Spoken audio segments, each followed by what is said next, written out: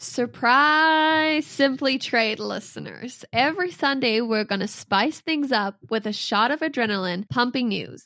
We know you come to Simply Trade for top-notch education and insider knowledge straight from trade professionals, but let's face it, the world never stops spinning and things happen every week that affect our daily lives. So we're bringing you the biggest stories in the trade world, served up fresh and hot with a side of entertainment from your favorite hosts, Andy and Lalo. I'm Anik, and I'll be moderating this news show. So let's get it all started.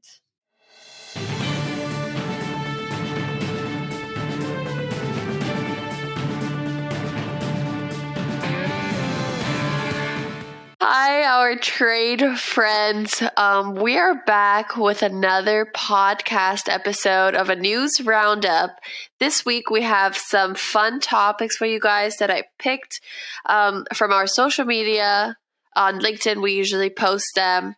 And so we have some fun stuff to discuss. I'm your moderator, Anik, and I'm here with Lalo and Andy. And we're excited to get in some, hopefully, no trouble. So let's get it started. So this first article I had picked out was Russia fuels U.S. prosecutor hiring for tough-to-find export cases. I had to read that title twice because I was like, wait, what? So basically it's talking about everything that's going on with Russia. And so they're hiring U.S. prosecutors to kind of figure out if what's happening in the exporting industry. Well, and right off the bat, I mean, we've talked about this on some things, and this is just make sure that you are vetting the parties that you're doing business with and finding out if you are selling goods to folks in Russia or that are from Russia. You better check out to see what's going on, and because, U.S. goods are not to be, winding up in Russia on some of these things and whatnot with the sanctions. So they've expanded the sanction list to include more of the oligarchs and folks. So that just means people that are on that list and companies that they're associated with, you better do your due diligence and make sure that you're vetting that through the denied parties, restricted party screening, and those kinds of things. Right.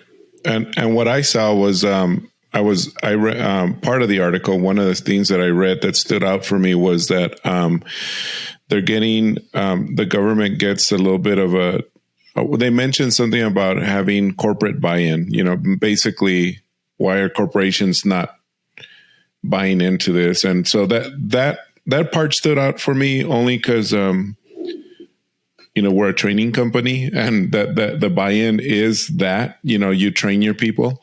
And so I suppose I guess the takeaway here on my part would be even though it is a hassle to have to, it's hard enough to export now or import, but in this case we're talking about exports. It's hard enough to keep up with that and the demands and the terms and how are you going to satisfy your customer abroad, et cetera. Now you need to worry about who you're selling to, not only who you're selling to, but where or how are they going to use that product, right?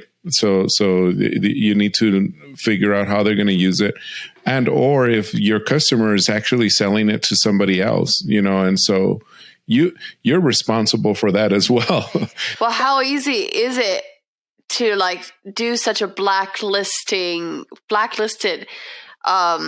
export, I guess, or when there's sanctions, how easy it is to actually kind of go against that and just go through with the thing, take their money, and no one catches it ever.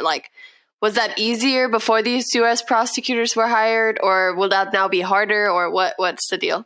Well, no, your scenario of what you're doing in international business. So as you're conducting business transactions internationally, it doesn't matter. You could be dealing with somebody in Canada And yet they then have connections to somebody in Russia or whatever in this particular case. Here's what it's going is that you should be setting up things, again, to vet your vendors, vet your clients. Yeah, so the next one we have is reports of double brokering increases. So what it says is double brokering when a carrier accepts a load and then illegally rebrokers it to another carrier is on the rise, so costing brokers and carriers millions of dollars and hurting legitimate businesses. So how can people protect themselves from these scams, from the double brokering scams? Or how does this even come at hand? I know obviously compliance, we always talk about compliance is a huge thing, and like that's how you definitely know what you're doing and you can kind of catch those things. But like, I mean, how can you get away with that or kind of protect yourself from those? Well, I think for the most part, it's not necessarily a scam per se. It's more like just business practices that people do. You know, it's kind of like you hire this guy to paint your house, and he'll go and hire somebody else to do the painting, even though he's not doing the painting, only because he's busy with other work. You know what I mean? So that's what these guys are doing, or not. These companies are doing. They hire. A company can hire a carrier to carry your stuff from point A to point B. That carrier will turn around and hire another carrier to do it because they're busy doing other stuff, for one. And secondly, that second carrier may or may not be fully registered or fully compliant. And so, but nobody knows that he's the one that's carrying it because they think it's the original guy that's carrying it. And that's right? what they were saying. Yeah, that's what they were saying. But they were also saying that things get lost, or because nothing happens if it all goes right. But if it goes wrong, which they were saying, there's lots of money that's at cost here. Lots of goes wrong. And they're saying that it hasn't really been investigated since 2012. That they have found a lot of cases, but nothing has been like deeply investigated. So I'm wondering, why are they not investigating this? Like, there's millions of dollars at stake with these kind of things. Like, why is this not talked about deeper, or, you know? But those companies that are on top of their, in this case, the transportation, as well as then, from an compliance, if you're crossing the border and all that, here's something that comes into play. It's the sourcing, the transportation / logistics, and the import-export compliance. If they are working together, then you also need to look at your accounts payable, because that's where these invoices are going to come into play. And there's certain things that check out. If there's a question, you throw that one to the side and you process what you can, and then you go from there. Here's what comes into play. You have your list of approved vendors, and if an invoice comes in for somebody else, it's like, well, no, wait a minute, where did that come from? And you hold it up. You don't just rubber stamp this stuff. And that's where it comes into play, and you've got to check things out. Another thing is, especially when it comes to where they're saying they may be, let's say, driving across the border or whatever like that, you need to be using your ACE reports to make sure somebody's not tendering entries on your behalf for other things, as well as, in other words, here's a broker, my broker is ABC company, and now here's XYZ brokerage company, and I'm talking customs broker. Where'd that come from? Also, especially if you're a carrier, but if you're getting bills for in-bond transfers or ITs and T&Es and things of that nature on a truck, and it's hitting your bond or your EIN numbers being listed and things of that nature. That's another way to look at it, and the red flag goes up and say, what's going on here? So things like that need to come into play. Doing it piecemeal, it looks like, well, it's not going to be an exorbitant amount. They don't want to bring attention to it. Oh, it's only $50. It's only $200 or whatever the case may be. And you get enough of those. And once they get one going, then they'll throw in a few more. So all of a sudden, oh, this must be a carrier that has not been added to the list. If in doubt, check it out. It's what I always say. Exactly. Yeah. And it kind of goes back also to one of the previous articles we had.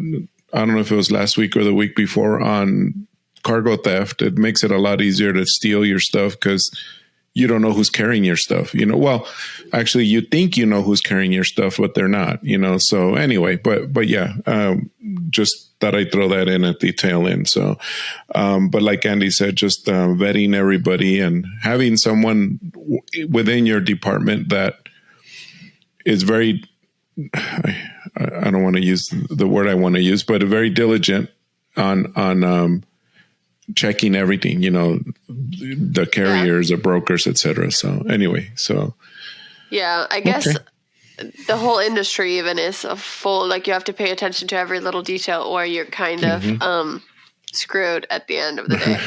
Yeah. Well, our last article is a little bit more sunny, I would say, on the sunny side. Though I don't think Idaho is very sunny, but so in Idaho, they're helping small businesses basically exporting globally, which is very nice. So the article says that the State Department of Commerce helps businesses reach new markets, and they're having these sort of, I don't know what they call them in here. They just call like meetings, and it's for local businesses, and it's basically encouraging them to export. And they have made, this is crazy, nearly 90% of Idaho's 3.8 billion worth of exports come from small businesses. So all this is kind of for small businesses, and I think it's a great thing. I think it's something that, I don't know, more futuristic or that can really bring up small businesses and healthy small business owners. So there's a few questions that I have towards that. Is this something other states could be doing, especially helping small businesses grow? Like I know where we're from, where Lalo's from there too. There's lots of small businesses, and okay, El Paso is not. I'm not sure about exporting, but I guess to Mexico and stuff, would be a good deal. So, is this something that other states could be doing or helping small businesses do, or where would this lead, or what do you guys think about that? Well, I can tell you that almost all the states do have things like this. And it's what it is that you have the U.S. Commercial Services, which is the Fed level, that is very active, usually with chambers of commerce in different regions.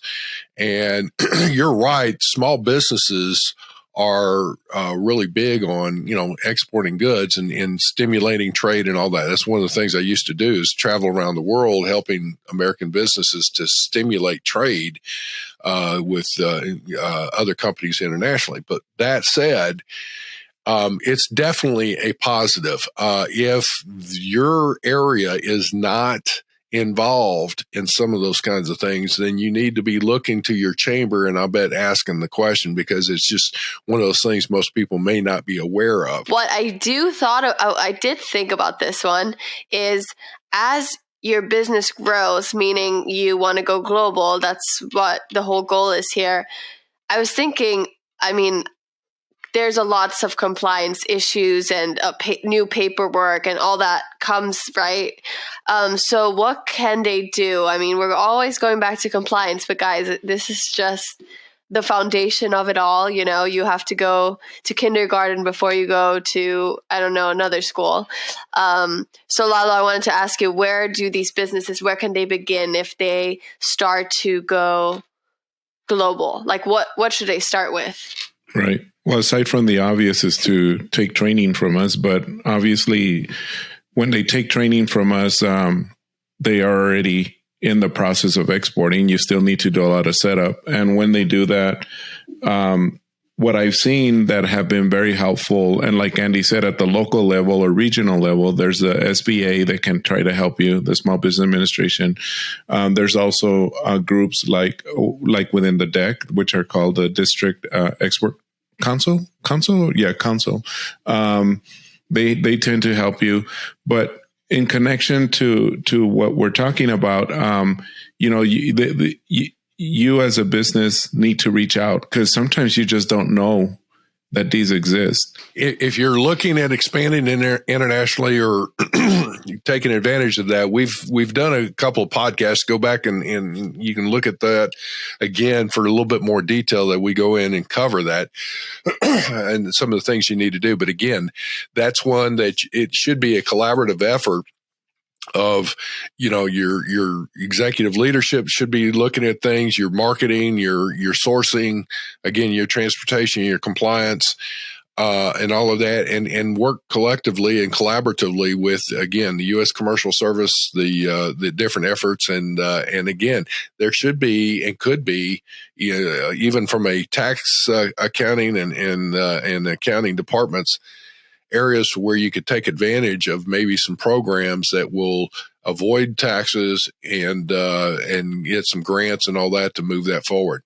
Hopefully it'll create some jobs for you too. Yeah. And I think if people are struggling with that, especially as small businesses, I'm talking about small business here because I know bigger corporation, they probably got it more together. Community is probably the most important part. Just asking other businesses or getting connected with a compliance company, getting connected, with all these different people that you said. And that's also what we're basing off a lot of things, that we're trying to create a community for international trade professionals, actually, which we just want people to connect with each other, be more free about what they're struggling with, see if other people have the same problems, kind of answer their problems, talk to other experts that can maybe answer their questions. And I don't want to advertise on here actually too much right now, but it's just something to think about. And I think it could help. I mean, anywhere, right? We have in school, we have those kind of communities, and it's just something that can help anyone. So, okay, these were the 3 articles. I think they were pretty good coverage. I was just going to say, one of the things I mentioned it earlier on our first article, but I mean, this is a hot button right now, and it would be well worth it if you, especially it would appears to be that the person that was leaking the government documents is only 21, 22 years old. And any of your folks, it'd be worth it to go back through. Again, it seems to be innocent that they didn't think it would be that big of a deal. You got to reemphasize to your workforce to cover your policies regarding how to handle your company information and things of that nature. And if you are a DOD, a vendor, Department of Defense vendor or whatever, you better make sure you're really locked down even more so on things. It'd be well worth it. This week, one of those days was National Beer Day, and there was an article which disclosed that in the 5 years since Section 232 tariffs on aluminum were imposed, the American beverage industry has paid more than $1.893 billion in taxes. So that is a humongous amount of taxes, I would say, for all the beer drinkers. So it's a 1.9 billion added tariffs there. So that's it's increased the rate on foreign beer, which probably makes it more expensive, right? Which would make it more expensive, basically. Oh yeah. That's what we pay more for beer. Well, let's skip to tequila then. Just kidding. That comes in bottles.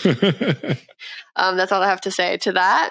That's my little fact. I didn't find any great facts this week, but I mean, this is a good one, right? This will do. So, okay, we are finished with our roundup, which was very exciting. Thank you, Andy. Thank you, Lalo. As always, like, subscribe, comment, give us tips, and follow us. Thank you for listening, and we will talk to you next week again. Bye. Simply Trade is not a law firm or an advisor. The topics and discussions conducted by Simply Trade hosts and guests should not be considered and is not intended to substitute legal advice. you should seek appropriate counsel for your own situation.